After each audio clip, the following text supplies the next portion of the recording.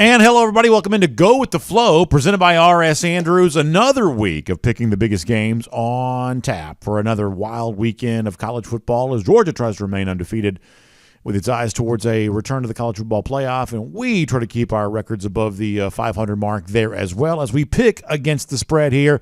If you've never joined us before for Go With The Flow, presented by R.S. Andrews, here is how it's going to go. In just a moment, Mike Griffith, Jeff Sintel, Connor Riley, myself, the entire Dog Nation team, or at least a good portion of the Dog Nation team, we will share our thoughts about the upcoming games of the weekend. We'll pick them from a point spread standpoint. Dog Nation daily listeners and viewers, they'll be excited to do, invited to do the same thing. And at that point in time, a consensus will be formed on the games. And then we'll ask Dari Payro if he wants to join that consensus, or as we say around here, if he wants to go with the flow or if he has his own ideas. But the big week's worth of upcoming games. That's how it goes. We invite you to play along there as well as we roll through all of the action here for this college football weekend. Before we get to this week's games, let's go back and take a look at how things went a week ago. Perhaps not quite as hot for me, but although in a weird way, I'm almost more excited about doing a winning week the week after an undefeated week than I was about the undefeated week. But I am 3-2-1 last week. That puts me at 35-23-2 on the year, on top of our toe board here at the moment. Good week, though, for Dari Payro, inches closer after 4-1-1 last week. Of course, our push for everyone coming on the Texas A&M Ole Miss game last week. Dari now sitting at 34-24-2 on the campaign. And by the way, this is the first week we've actually included the couple of buys we have had, not buys, excuse me, a couple of pushes that we have had. We've normally just sort of excluded the pushes from the graphic because of a cleanliness standpoint, but we'll go ahead and include those here today. 34-24-2 is Dari Payro. Connor last week, 2-3-1. That puts him at 30-28-2 on the year. Jeff Sintel winning week last week at 3-2-1. Now dead even at 29-29-2 on the year. And Mike Griffith, a losing week last week at 2-3-1. Also just below 500 on the season there as well at 27-31-2, but still a lot of games still left to be picked over the course of the remaining weeks as we head towards the postseason. So with that in mind, before we get ready to get this week's picks going, let's remind you that all of this brought to you by our friends at R.S. Andrews. And as you see from Dari right there nipping at my heels, obviously you can recognize he's very good at picking games, but in addition to that, the folks at R.S. Andrews are even better when it comes to taking care of you for your air conditioning, heating, plumbing, and electric needs. As I like to say, they show up on time, they do the work that's promised for the price that's promised. You can trust them on that. That means as we start to get cooler weather, and I know this week the weather's been warm, but eventually the winter's going to get here and it's going to stay here for a while. And when it does, you're going to want to have that heating system tuned back up to factory fresh specs. So let our friends at R.S. Andrews do that for you today. You can find them online at rsandrews.com for a lot more on that. All right, we begin as we always do with the Georgia Bulldogs hosting the Ole Miss Rebels coming up on Saturday. As we said, Ole Miss found a way to march late to take a game-winning touchdown at the hands of the Texas A&M Aggies last week at Vaught Hemingway Stadium, preserving the three-point win right there on the point spread number from a week ago. Georgia was a winner, but failing to cover in its win 30-21 last week against Missouri. Dogs, of course, still undefeated on the season, 26 consecutive wins overall, currently ranked number 2 in the college football playoff top 25, and Ole Miss sports a top 10 ranking there as well, just once beaten at the hands of the Alabama Crimson Tide earlier this season. The number sits at 10.5 right now. Georgia for its home finale against the Rebels of Ole Miss. Mike Griffith, we'll start with you. What do you want to do with Georgia and Ole Miss? Boy, there's a temptation, Brandon. This is a competitive panel, and I think I've picked Georgia to cover every week. I know you've picked against Georgia a few times in the spread, and so's Connor, and I think those games are probably pretty close to the difference in our record. That said, I got to pick Georgia again. It's really hard to pick against the team that you cover, no pun intended. I don't really think about the point spread during the game. I feel like, Georgia, if Kirby Smart wants to cover a spread, he will. And if sometimes that's just not a priority. In fact, I think he got booed by some Georgia fans last week because he said after the game, "I'm trying to win the game. I'm not here to cover the spread. I'm just covering the team." And so it's always tricky to talk about the team you cover when it comes to these things. But I think Georgia will beat Ole Miss, and I think this is the kind of game where it would make sense for Kirby to try to add an extra score because Ole Miss is such a dangerous team offensively. And so therefore I am going to pick Georgia to cover the spread against Ole Miss. So there you go. Mike Griffith on the side of Georgia minus the 10.5 right there. Jeff Sintel, how about for you? Number sits at 10.5 for Georgia hosting the Rebels. Hey, guys, still picking the dogs to cover. Two simple reasons. One, I think that 10-point spreads, 10.5-point spreads are more in the sweet spot for where Georgia's at right now as a football team. The second reason is I spy Lane Kiffin's offense on the road compared to Vaught Hemingway Stadium. Not as powerful. Jackson Dart is not as impressive completing the football. Definitely Ole Miss's efficiency suffers while on the road. This will be the most hostile environment, especially since everybody connected to the Georgia football program has either dissed the crowd or at least wanted to rev up the crowd for this week. So give me the dogs to cover yet again. So a little bit of love for Georgia here to get things started. Connor, how about for you with it sitting at 10.5 here right now? What do you want to do with Georgia? Yeah, one, I'd like to say it's not that hard to pick Georgia to cover as someone who covers the team, given I did it last week and Missouri proved to go out there and do it. And also they're 2-6-1 against the spread this season. Like, this is sort of who they've been all year.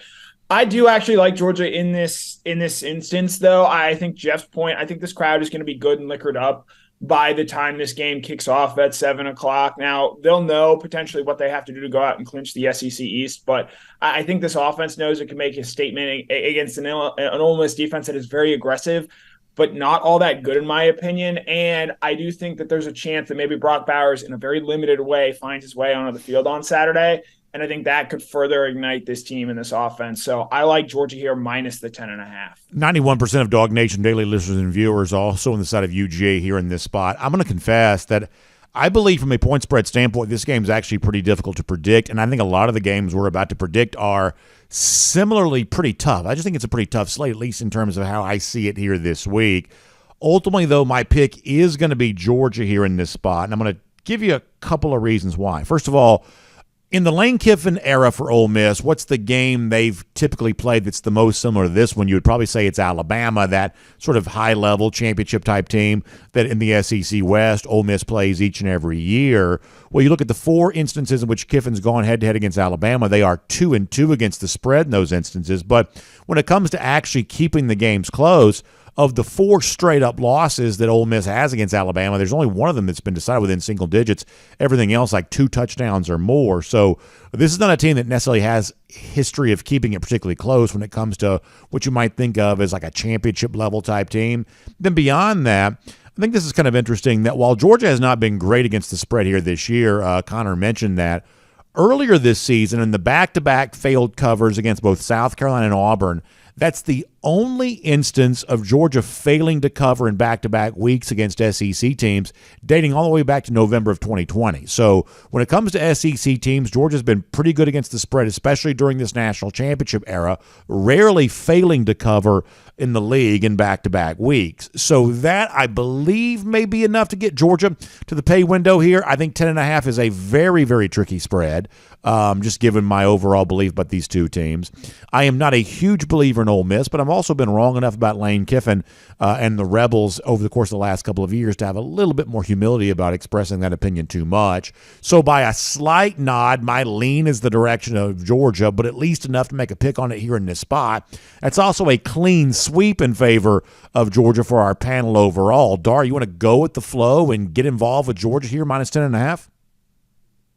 As much as I like to see Georgia just open that can of whoop ass and just throttle Ole Miss, I'm going to have to take the points here. I think this is going to be a close game just because Ole Miss's offense is really potent. But looking forward to Georgia pulling off this victory, and I would love nothing more for them to just absolutely destroy them. But I'm going to take the points here.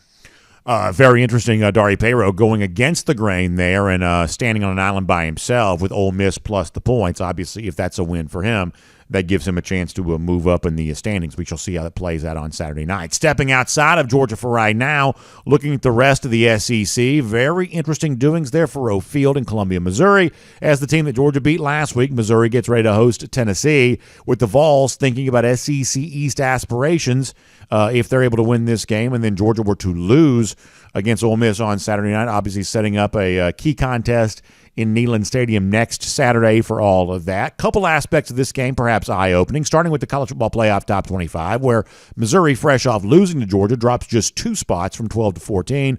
Clearly some respect for the Tigers after last Saturday's showdown with UGA. And Tennessee, a lot of respect from the committee there as well. They move up 4 spots from 19 to 15 here this week, clearly setting up a major showdown here, and also perhaps a little bit of an eye-opening point spread, where Tennessee, who's only lost for the second time this past Saturday, sees itself as actually a 1-point home underdog with Tennessee coming in on Saturday. So be careful with that spread sitting where it's at right now, perhaps an indication of a Vegas lean on this, if you will. Nonetheless, Mike, we come to you. Missouri at home, 1-point underdog against Tennessee with a still faint shot at winning the SEC East. What do you want to do with the Vols and the Tigers?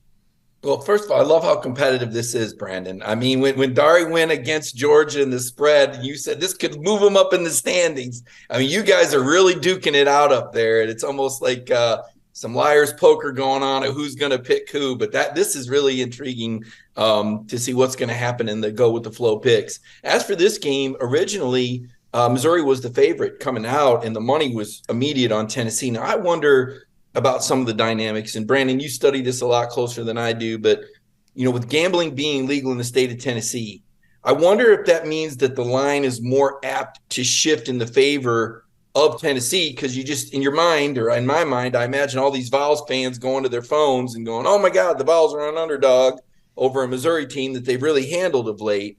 And if that legality of sports gambling in Tennessee somehow affects the spread, and yet I look at Tennessee and they're 5-1 against the spread in their last 6 games. I look at Missouri and I felt like Missouri was the best team Georgia played all year. And Georgia was 9 points better than Missouri at home. Georgia is a number 1 or is number 2 or whatever your opinion is, or 3 or 4, whatever.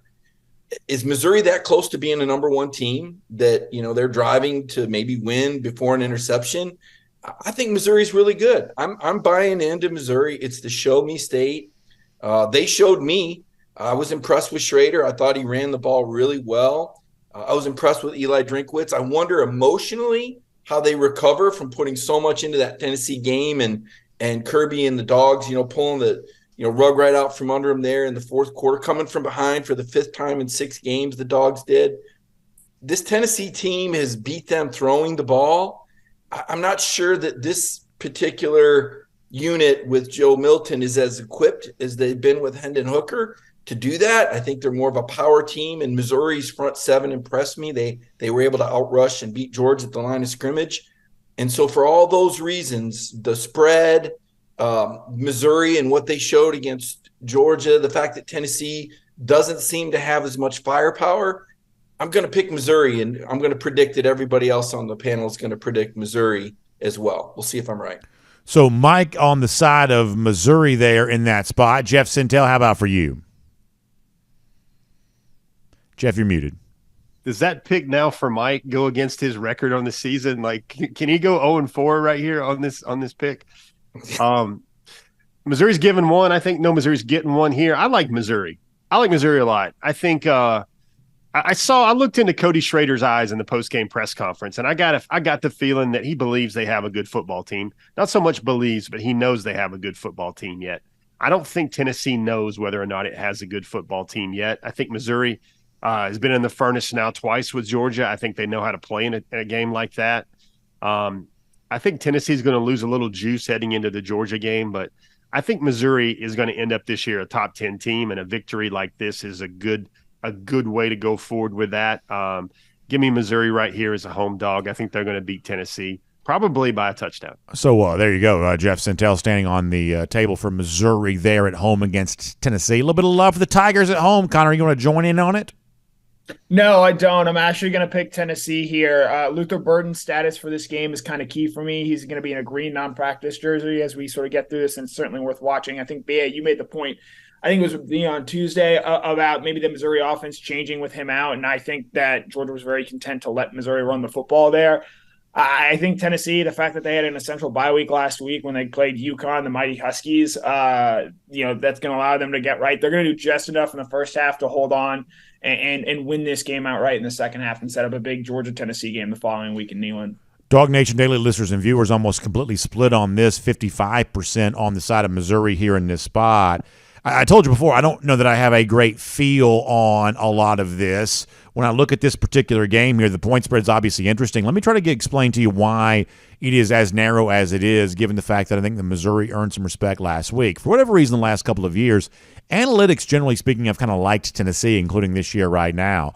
That if you care about something such as the ESPN Football Power Index, it has Tennessee right now 14th. By comparison, Missouri just 24th. Tennessee's FPI number is better than undefeated Washington, once beaten Louisville, who may have a spot in the ACC title game coming up. So the analytics metrics kind of like Tennessee. That's why the Vols get so much point spread respect here on the road at Missouri. But this is a Missouri team that has been very good at home for the most part when getting points. Obviously, we saw LSU not just win, but get the pick six late to get the cover earlier this year. That actually snapped a streak of 5 straight covers for Missouri at home when getting points. On the flip side of that, Tennessee's just 2-4 in its last 6 SEC road games against the spread. That's enough for me to like Missouri here in the spot. Connor's right to mention the Luther Burden situation.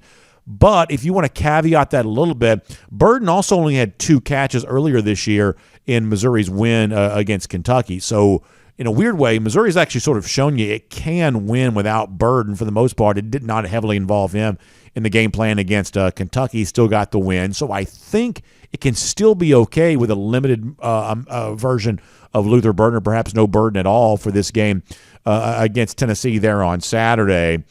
So I will take Missouri at home, getting the point here in this spot. I don't feel great about this. I think this is a fun game, but I'll take Missouri here plus the point. Dar, you want to go with the flow and take Mizzou? Yeah, Mizzou's a much different team at home, much better. They play a lot better at home. But the key stats I'm looking for this game is you have about 70% of the tickets right now being bet on Missouri. I always like to stay away from the lemons and the sheep and the masses. The key thing to me, though, is almost 2/3 of the money is on Tennessee. So I like to be a sharpshooter, so I'm going to follow the sharp money on this. I'll stay with the pros. I think it's an interesting point. There is a pretty big divide on the perception of Tennessee right now, where it seems like bettors, math types have backed them a little bit more aggressively than the public at large. I don't think that Dari Payro is wrong to bring that up. Yep, we stay in the SEC here for the Bear Bryant Bowl as Alabama travels to Lexington, Kroger Field, to take on the Kentucky Wildcats on Saturday. Of course, Alabama, fresh off its biggest win of the season, probably the biggest win of the week this past Saturday with its win at home against LSU. The final time those two teams will play in the SEC West, but Alabama off that win, nowhere to move up here this week, remaining at number 8 in the college football playoff top 25. Now traveling on up to Lexington to take on the Wildcats there on Saturday. Another situation where perhaps a point spread that's a little bit surprising here. You see Kentucky right now, just a 10.5-point home underdog against Alabama here. So, Mike Griffith, we come back to you. Alabama at Kentucky. The number is 10.5. Yeah, it's an interesting game. And you mentioned the college football playoffs, BA, and Alabama's just pinned behind a one-loss Texas because Texas beat Alabama head-to-head in Tuscaloosa. And I was on the call last night with Boo Corrigan and asked him about the transitive properties of that game. And I just, Alabama's going to have a hard time getting past Texas if they both have one loss, even if Alabama runs the table, which, I thought Alabama looked like the best team in the country last Saturday. Now, I don't know how it's going to look this Saturday. If Georgia beats Ole Miss, I think Georgia will be a slam dunk at number 1. And meanwhile, Alabama's sitting there at number 8. Boy, that seems awful low for the second SEC team. I think that's going to inspire Alabama to play a little bit more aggressively with the scoreboard than they normally would.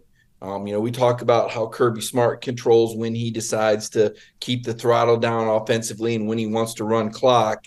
I think there's different strategies at different times, and I think the folks in Alabama are realizing they've got to have some impressive wins if they're going to maneuver themselves into a position where they're truly in control of their own destiny to make the college football playoff. There's a few other undefeated teams out there, as you know. Kentucky's an interesting team. They're coming off a really impressive win over Mississippi State. That's a team Mark Stoops was talking about today that they've had trouble with in the past. I like the way Jalen Milroe is playing right now. Had a chance to talk to David Cutcliffe about that, about his ability to get rid of the ball quickly. Olivia Manning, as they call it. By the time you say Olivia Manning, you need to get rid of the ball. That's a story that goes back to Peyton Manning playing for Cutcliffe and the mom saying, just keep my son's uniform clean. So that was the saying he'd yell it out on the field to remind his quarterbacks, get rid of the ball quickly. Milroe's doing that. They're going to beat Kentucky convincingly and cover the spread. So give me Alabama, Jalen Milroe, Olivia Manning. There you go. Mike on the side of Alabama there. Jeff Sintel, how about for you? Yeah, guys, home dog getting 10.5 was very tempting for me here, especially since I don't know if Alabama is the Alabama vintage that we've seen over the past few years. You go back in this rivalry, I think Kentucky hasn't beaten Alabama since 1997. Last year, or last time they played, I believe, that was like 2020, I believe. Alabama won by 60. So you've got a different element here. I was really tempted to go Kentucky here, but I think all those things churn through your head, like trying to impress people. And Alabama simply has players coming out the wazoo. I think they've got them kind of pointed in the right direction. I don't know really how much longer the Jalen Milroe running back train is going to give Alabama kind of a Michael Vick type element to their season. Sooner or later, that's going to run out. We've seen this. It happens after like 1 or 2 weeks in pro football. I think it's going to happen after about 5 or 6 weeks of SEC play. I think Alabama beats them by about 14 points, but I think those that are looking at this number and thinking they got an Alabama team surging, I don't know if that's quite it yet. I think people are going to be watching the number, but I'm going to take Alabama. What does everybody say? I don't feel too good about this one right now. I love how we cage everything right here. I think Alabama's going to win by 14 points. So Jeff on the side of the favorite there as well after flirting with not. Connor, how about for you? A little bit of love for the Crimson Tide here on the road. I really don't want to side with Mike and Jeff on this, but I think this is a Kentucky team that struggles to stop the run, and I don't think Jalen Milroe is necessarily going to have a huge day, but I think Jason McClellan and Roydale Williams out of the backfield for Alabama are going to get it done. So give me Alabama here minus 10.5. Dog Nation daily listeners and viewers also on the side of Alabama there as well, 86% on the Crimson Tide. I've said before, I don't love the vibes around Kentucky right now, and that was kind of our reason for going against them against Tennessee a couple of weeks ago. That turned out to be correct, and this comes at a very difficult stretch for the Wildcats, where it's road game South Carolina next week, in-state rival against a pretty ascendant Louisville team right now to close it out. For a guy like Mark Stoops, who may be looking around here, you could see a little bit of an ugly finish for Kentucky if the Wildcats are not careful, and perhaps that's the case. But I'm going to take a flyer on them plus the points here in this spot. The fact of the matter is Alabama has covered its last 2 games on the road against a Mississippi State team that's really pretty awful and what is, perhaps a one-and-done type year for Zach Arnett, and against Texas A&M, prior to that. But before that stretch of 2 straight covers, this was an Alabama team that had failed to cover in 6 of its last 7 road games prior to that. It's also a Kentucky team that has covered 4 straight games at home when getting 10 or more points. The Georgia Bulldogs know a little thing or two about that there too. It's a noon start, if that matters to you. It's also a little bit cool. 55 is the high. You're down in the 30s at night in Lexington here this particular weekend. So all of that to me seems like a recipe for a game that Alabama just wants to get over and done. Perhaps a little bit of an emotional deflate moment after a pretty big win against LSU last week where Bryant-Denny Stadium was rocking. This is all enough for an Alabama team that I don't necessarily love all of that's enough for me to take a flyer on the 10.5. Plus, the spread's a little more narrow than maybe you think it might be. So perhaps it's also an indication that somebody somewhere knows something that I don't, which is always probably a pretty safe bet to assume. So perhaps against my better judgment, I take Kentucky here plus the 10.5. That puts the flow, though, on the side of Alabama. You want to go with the flow, Dari, and take the Tide. Yeah, I mean, I feel obligated to take the Tide here. It's such a discount. I mean, I think they're going to win this by 3 touchdowns. I think they're going to really start to squeeze that chokehold they got on cruise control going to the SEC championship on their side. So I like Bama to have an impressive victory this weekend. Take it with confidence.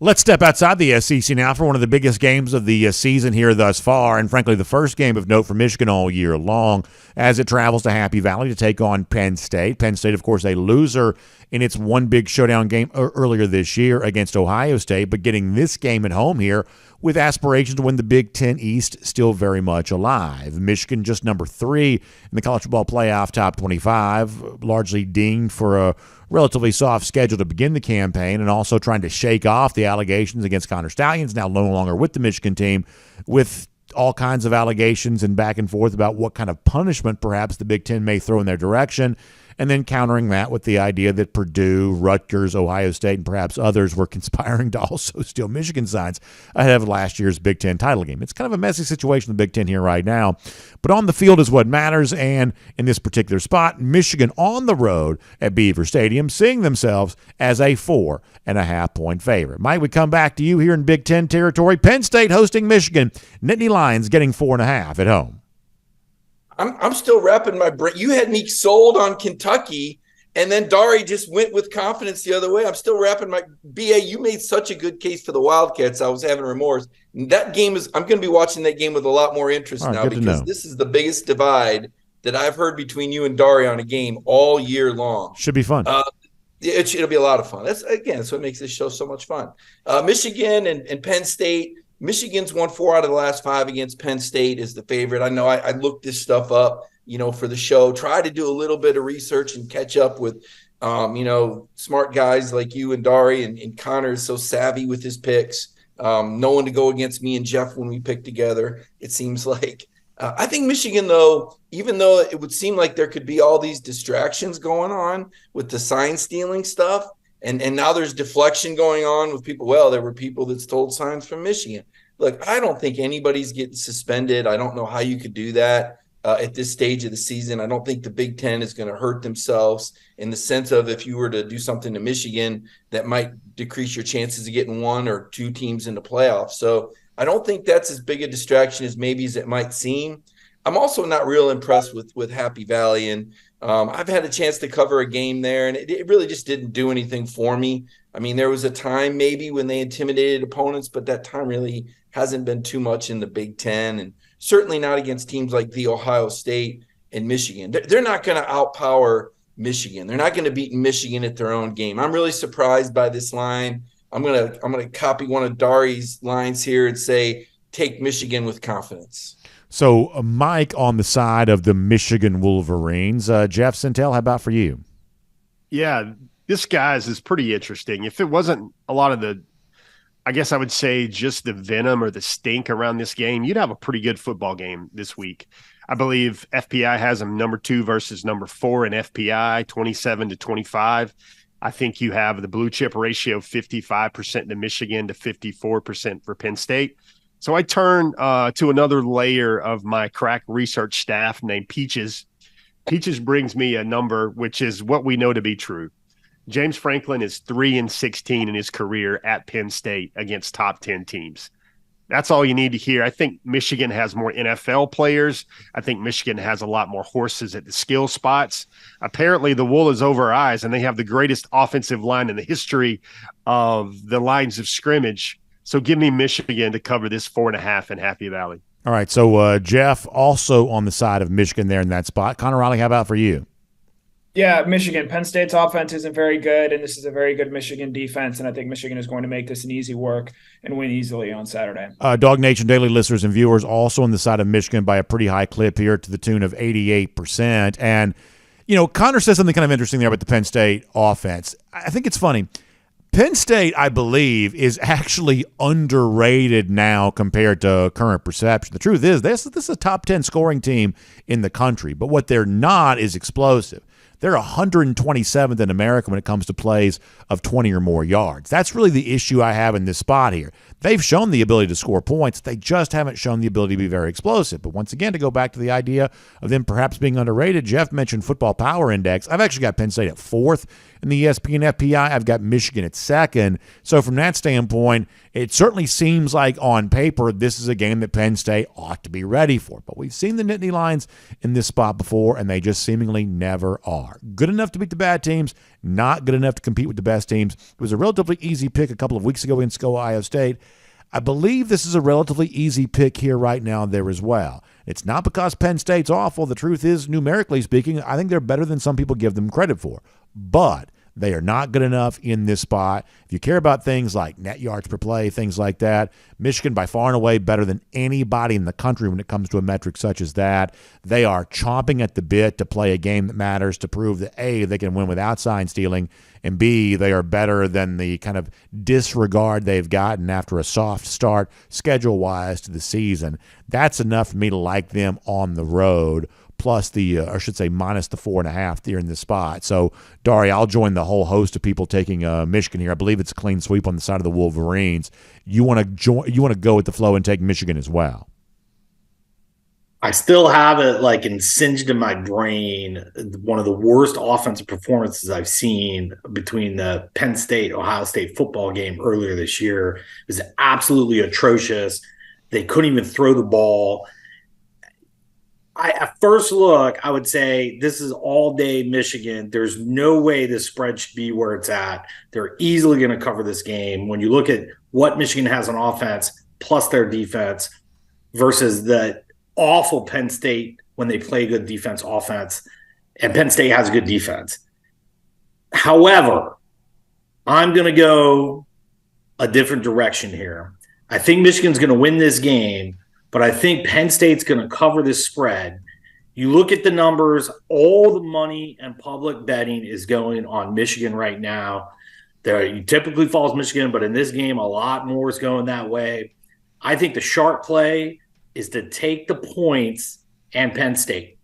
I tell you, that is a very bold prediction, and that is not what I thought you were going to do. But that certainly makes this a very interesting contest and a very, very aggressive pick on the part of Dari Pero right there. Certainly setting up for Peaches also told me Mr. Franklin's record, he's also 1-11 going against the AP top 5 team. Yeah. He's 3-16 against the AP top 10 team, and he's 4-15 lifetime against Michigan and Ohio State. So I really don't think he's going to win this game, but I think there's going to be some fishy stuff. Maybe they get some home cooking. They're going to cover this game. I tell you, it's interesting. Right now, the narrative sort of completely excludes Penn State, despite the fact they're still ranked in the top 10 of the college football playoff, top 25, with just the loss, at Ohio State earlier this year. So there is clearly an opportunity here for them to still be very much in play for a spot in the college football playoff if they can earn respect in this game against Michigan. Dari liking them plus the points, but stopping short of having them win the game outright. That's the story in the Big Ten. How about going way out west to the Pac-12? Where it certainly seems like Washington kind of righted its ship a little bit last week after a couple of weeks in which the Huskies had played less than a college football playoff level standard, seemingly getting things figured out on the road at USC last week. Bad enough for the Trojans that Alex Grinch was fired as defensive coordinator in the wake of the defeat at the hands of the Washington Huskies. And now for Washington back in Seattle with Utah coming to call, fresh off a 55-3 beatdown of Arizona State this past Saturday, perhaps in a bad mood after the Utah Utes were handled easily by the Oregon Ducks prior to that. So it's Utah at Washington. Washington not quite getting a chance to move up in the CFP top 25 this week, still stuck at 5. I wondered if they might move up on the heels of a win against USC, but they are at 5, undefeated, hosting Utah. The number sits at 9.5. Mike Griffith, what do you want to do with UW and Utah? Yeah, this is tough, because Utah traditionally is pretty good against the spread against Washington. They've won 5 out of their last 7, and yet, the Huskies have played really well, and they've got an explosive offense with Michael Penix, a guy that really wanted to play in the SEC, and Tennessee said, no, you can't play here. That's how he ended up at Indiana and ultimately transferred to Washington. I keep going back to this Oregon-Utah box score and how Oregon went into Salt Lake City and beat the Utes 35-6. And I didn't see that coming. That was a go with the flow pick. And I was wrong about it that day. I'm not sure if Jeff also made that pick and Connor went the other way. Connor's going to have a hard time sleeping tonight because he's gone with me and Jeff a couple times, and he does not like it when Jeff and I have the same pick and he has to agree with us. So if I'm trying to read the wins on Connor and Washington and Utah and what I think is going to happen, the spread has jumped from 3.5 to 9. I know Dari's talked about sharp money. Obviously, there's more money that's been placed on Washington in this game, and you wouldn't think that maybe picking Utah to finish within 7 would be that dangerous of a pick. I just feel like Washington and Michael Penix, it feels like a Heisman Trophy year for him. And when you've got a Heisman Trophy quarterback and you just got into LA and you sent poor Caleb Williams into tears, I know everybody felt really bad to see him crying in his mother's arms. And, poor Barry Alexander now has lost his defensive coordinator. Meanwhile, the Huskies celebrate, bring that momentum home. And I'm going to take them to cover the spread, even though it's a big number, Brandon. I got a feeling you're going to take the points. I'll probably be in the minority on this one, but I'm going to go with Michael Penix Heisman campaign and the Huskies to cover a big number against Utah. So Mike on the side of the home team there. Jeff Sintel, how about for you? Washington hosting Utah. I'll be frank. This was the toughest one of the slate here for me to pick. Mike had some good thoughts. I think one of the overriding things is who has more to play for. And I think the Penix Heisman Trophy campaign is real. But Utah is a team that just comes up and punks a lot of teams like this in this spot. I looked at their schedules earlier, and to me, that one game that sticks out, gets a little crazy, is the Arizona State game. I think it was a 12-point win, I believe, or an 8-point win for Washington against Arizona State, and Utah beat them 55-3. That's, we can say team A, team B, team C, all that, but that's 35 points difference there.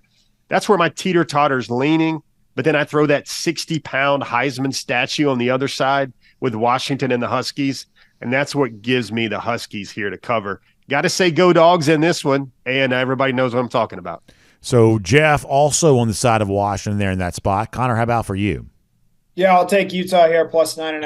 I think they're playing right, and I think Washington's played too many, close, tough games in a row. I know they covered last week, but USC had a chance to take the lead there in the fourth quarter, and Caleb Williams went backwards. So give me Utah plus 9.5. So Dog Nation daily listeners and viewers, 86% on the side of Washington here in this spot. I'm going to join them and take the Huskies there as well. My reasoning for this is pretty simple. Now, admittedly, I've kind of been on both sides of Washington here, really touting USC last week. Ultimately, that doesn't quite work out. Now back on the Huskies this week. I think a lot of this kind of centers in on a couple of things here. It's hard to shake the level of dominance that Utah received at the hands of Oregon a couple of weeks ago. And I know since then you've got the 55-3 win for Utah against Arizona State. But the truth is, go back and look at that game pretty closely. Arizona State was especially injured. Of course, every one of them, this late in the season is dealing with injuries. But Arizona State had a crazy level of injury, like, say, offensive line, things like that. For a very young coach, kind of a young team, they were pretty depleted by injury. I don't know that 55-3 for Utah against Arizona State's an accurate reflection of what the Utes are here right now. I think they may be a little bit more in keeping with the team that could not stay with Oregon in a venue in which the Utes are usually pretty good. So I think this may be a pretty good time to sell on Utah here in this spot and kind of get back on the Washington bandwagon after last week making a big show of running from it. Now I'm back on. So here I am taking Washington again. Not an easy pick, I'll grant you. But at 9.5, I'll take the Washington Huskies here at home in the attempt to keep a spot in the Pac-12 title game and eventually maybe even a spot in the college football playoff alive here. Dar, you want to go with the flow and take UW? Well, Utah's a pretty good defense. They've been known to put up points when they play a really shitty defense. Ask USC that. Theme of this day is the sharp money. The sharp money is on Utah. Take it all day to the bank. I like it when Dari goes props. Working blue, I don't know about that, but the props I am definitely in favor of there. So Dari on the side of the Utah Utes. One more game to pick here on the board for this week. It takes us to the ACC. Traditional rivalry as Florida State, undefeated and ranked number 4 in the college football playoff top 25 again this week, gets ready to take on a Miami Hurricanes team that is reeling after an ugly loss to NC State this past Saturday. The status of quarterback Tyler Van Dyke very much in doubt, and frankly not even quite so sure it matters all that much as the Hurricanes go to Tallahassee on Saturday as 14.5-point underdogs. Mike, how about this one in the Sunshine State? Florida State hosting Miami. What do you want to do with it? Well, this is peculiar, Brandon. There's a reason why you picked this game, because this seems incredibly obvious to take Florida State. They won last year 45-3. You just pointed out they had Miami had a really bad loss last week against NC State. Jeff and I made the case for Michael Penix in Washington to score more points. And because of a Heisman campaign, Travis Jordan, the Florida State quarterback, he should be in the top 5 in that race as well. Everything would seem to point to Florida State. I'm wondering why we're picking this game. I know you're going to give us the reason. I always like to hear the reasons and some of the logic behind how Florida State might have something going for them. But Brandon, I just can't do it. I'm going to take Florida State. I know Jeff's going to take Florida State, and Connor's going to take Florida State. But you and Dari always have these numbers, these metrics. So I'm going to start out. I'll be the first one to take Florida State. This is a really obvious pick. Hammer at home, double, take it to the bank. I mean, I'll be honest with you, there really wasn't a lot of overthinking on my part on this. We just haven't really picked that many Florida State games here this year. This is one of the classic rivalries in college football, and I thought the number was at least small enough to make it worth considering and, frankly, better than something else we could have done. So there is no special strategy involved here. Just we haven't really picked the Noles very much here this year. You're in my head, man. You're in my head. I'm wondering why we're picking. You got me psyched out here. That's what's happened. I need to simplify. Next week I'm going to come with a whole different strategy. Well, there you go. Jeff Sintel, how about for you? The number is 14.5 for Florida State hosting Miami. These teams hate each other. Absolutely hate each other. I think I wish I had a prop. I wish I had a tomahawk. I wish I had a spear. I wish I had a horse I could ride around my kitchen and plant it down in front of the backsplash right here. Give me FSU. They want to have one of those chesty wins where they puff it out. And I love how Mike's going micromanaging now, throwing opinions out, trying to influence what Connor and I will say. But the simple fact here is Miami has had some atrocious moments this season, and Florida State has had their best team in season in decades. So give me Seminoles to cover here. So a lot of love on the Noles here thus far, perhaps to be expected. Connor, how about for you? Yeah, take Miami in the first half, but Florida State to cover the line in the game. Give me Florida State minus 14.5. Do you have a first half number on that, Connor? I do not, but I just feel Florida State's not a very good first half team, and they find a way to turn things around in the second half. Dog Nation Daily listeners and viewers also 94% on Florida State here in this spot. And, the one thing I'll say is that, obviously in college football, anything can happen, and that's probably the best case you have for Miami here. This game was close 2 years ago. It was a total blowout in favor of Florida State a year ago. So there's a part of me that wonders, could something crazy happen because it's college football and crazy things sort of happen? That's about as close as I can come to making a case for the Hurricanes here in this spot. Fact of the matter, if Florida State's been favored by, you look at the last, 4 times this season, they've been favored by 14 or more points. They're 3-4 against the spread in those spots when looking at that relatively large number. So even in a rivalry game, certainly no indication they have any trouble with the 2-touchdown plus spread here, favored by 14.5. They've obviously got an inside track towards the playoff here right now. That may be enough motivation to get them to the pay window. I'll take Florida State minus the 14.5 there as well. So perhaps not a lot of drama in this game, but still a fun rivalry. Dar, you want to go with the flow and take the Noles minus 14.5? No, sir. Florida State's due for a tight game. Their wide receivers, they started to practice this week, so I don't know if they're really 100% healthy. Talking to my FSU insider, he thinks they may cover the game. He said he hopes they may cover the game. Very different attitude coming from him right now from my FSU insider. He's been right all season long about covering spreads.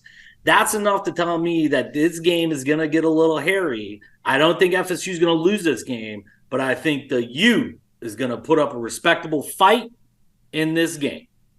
And Dari Payroll also brings up a pretty good point there about the uncertain status of Keon Coleman, Johnny Wilson here right now. Some of that may come down to how much Florida State even thinks it needs those two healthy wide receivers in a game like this against Miami that may just be really struggling here at the end of the season, and the second year there for Mario Cristobal there as well. All right, so with that said, that is the entirety of our board picks here for this week, the games that count on our standings here for the season-long contest. But we'll now also get ready to open it up and now look at some best bets for the upcoming weekend there as well. Before we do, let me remind you again that all of this made possible by our friends at R.S. Andrews. Please find them online, rsandrews.com. And this weekend, don't let your weekend be ruined by some sort of plumbing issue or something like that. If your water heater goes out, in many cases, R.S. Andrews can replace it for you the same day. So make sure you find them online, rsandrews.com. They will take great care of you as we head towards the weekend on any kind of heating,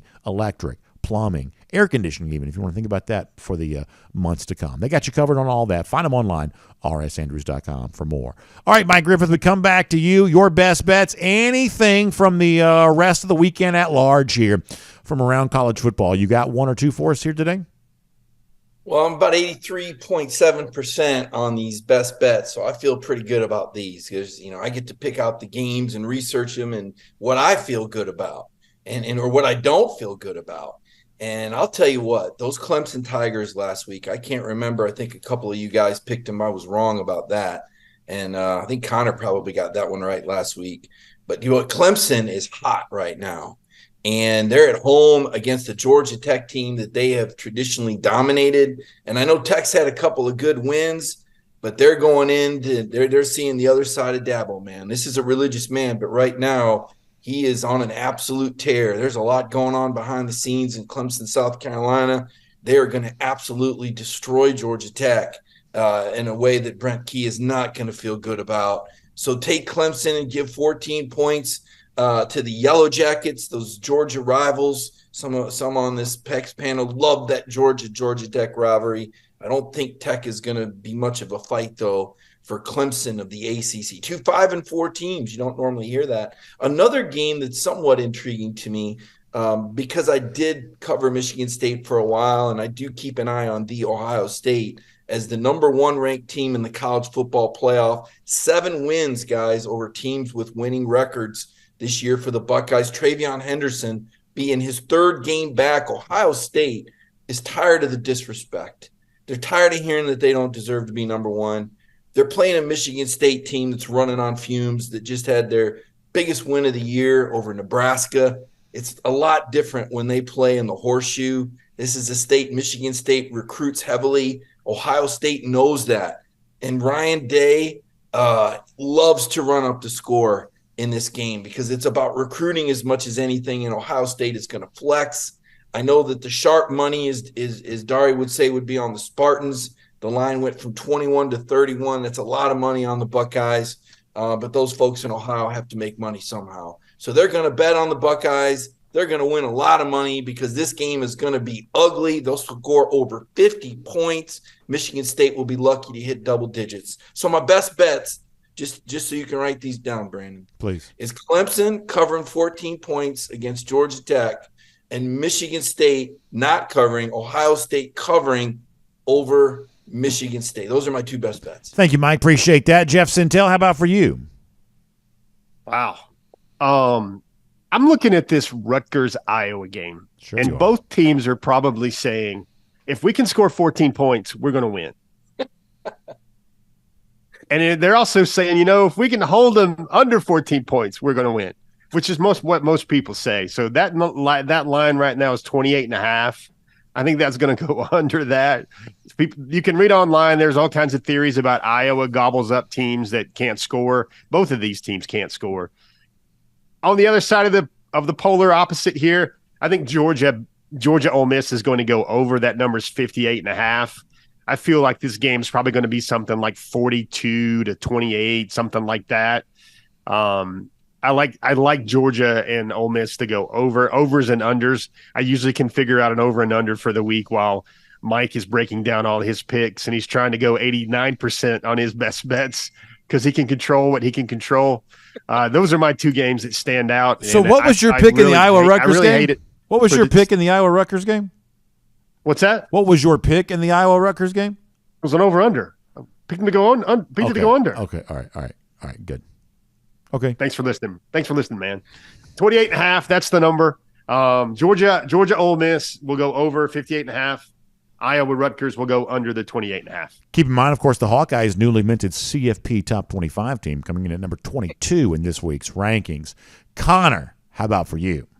Yeah, 8-3 in our last 11 bets. Jeff, I see telling me now on Iowa, so we're going to go Iowa under. We're going to go TCU plus 10 against Texas, and then we're going to go UCLA minus 17 at home against Arizona State. A lot of love this week for TCU. Worth exploring more about what that's about. Hearing TCU in a number of fronts here right now. Last week, I actually won a best bet pick. In fact, I won both of my best bet picks last week, so we are certainly riding some momentum in this portion of the show. And last week I won by taking some pretty square favorites. So I'm going to jump on board, take another square favorite here this week. Noah Fifita and the Arizona Wildcats, a 10.5-point road favorite at Colorado. Now, last week Colorado did cover, although in a loss to Oregon State. So be careful, I guess, with the Buffs. But nonetheless, you like what Arizona's doing right now, also making its way into the college football playoff top 25. I like them to stay hot there in that spot. I'll take a minus the 10.5 against Colorado. And on the flip side of that, a team who perhaps has a little bit too much success in the CFP top 25 this week, maybe looking for a little bit of a comeback to earth moment. We were all over Oklahoma State last week in their bedlam win against Oklahoma. But this week they're on the road at UCF. Seemingly no issue right there. UCF, after all, is just 4-5 on the season. But for some reason, the Knights are just 2.5-point home underdogs here to a Oklahoma State team ranked number 15 in the country by the CFP here this week. That would suggest that somebody somewhere knows something. It's at least worth considering for me. I'll take the Knights plus 2.5, Arizona minus 10.5. I'll try to stay hot after 2 wins, my best bets last week. Those are my picks here for this week there as well. Dari Payro, how about for you? Well, last week, I went opposite Mr. Jeff Santel with the under in the Oklahoma State game. Crushed that one. I told you guys that was a lock to fade Mr. Santel. Since Brandon actually chose the game that I actually absolutely love this week, I'm going to tell you to fade Brandon in the UCF Oklahoma State game. I love Oklahoma State here to continue that momentum. It's at -3 right now. UCF is ranked 104th in total defense. So I love Oklahoma State to keep that momentum going. The other game that I actually like on the slate, I'm going to take over 50.5 in the FSU Miami game. I think that's going to go over. Love it. Lots of points scored. Very, very interesting stuff. And speaking of going over, I feel like we've gone over here today on Go with the Flow, but nonetheless, a whole lot of fun there as well. So for all of you who make your picks along with us each week and have your own picks here this week, best of luck as you try to get to the pay window with Georgia and anything else from the rest of college football here this week. And we will look forward to seeing you back here again next week at this same time as Georgia travels to Knoxville. The rest of the SEC, for the most part, has the week off, but we start to get down to the nitty-gritty in the chase for the college football playoff once again next week at this same time. For Go with the Flow, presented by R.S. Andrews, we will look forward to seeing you then.